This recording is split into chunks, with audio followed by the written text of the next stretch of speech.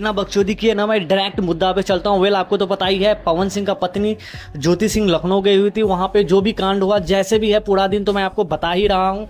तो कैसे क्या मुद्दा है, पवन सिंह का इस पे रिप्ले आ गया है। कैसा क्या है रिप्ले, मैं आपको स्टोरी एक पवन सिंह ने पोस्ट डाला है, इंस्टाग्राम पोस्ट, उस पर उन्होंने बोला है, क्या बोला है आइए मैं आपको बताता हूँ। मैं पढ़ के सुना देता हूँ, वैसे मैं स्क्रीनशॉट आप लोग को डिस्प्ले कर दिया हूँ। तो उन्होंने लिखा है, जो पवन सिंह ने लिखा है, मैं अपने जीवन में एक ही बात जानता हूं कि जनता मेरे लिए भगवान है।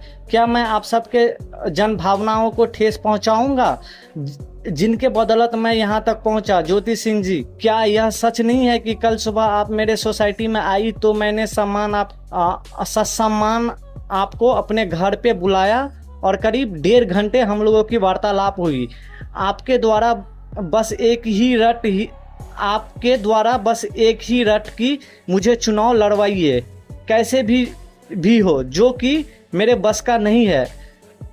तीसरा ये है, समाज में भ्रम फैलाया गया कि मैंने पुलिस बुलाया, जबकि सच्चाई यह है कि पुलिस सुबह से वहां इसलिए मौजूद थी ताकि जो भी हो वो उनके उपस्थिति में हो, कहीं भी आपके साथ आए लोगों द्वारा या किसी और के द्वारा कोई अनहोनी ना हो। तो वेल आप लोगों ने तो पढ़ लिया कि कैसे क्या, मैंने बता भी दिया भाई, ये बहुत बड़ा बात है।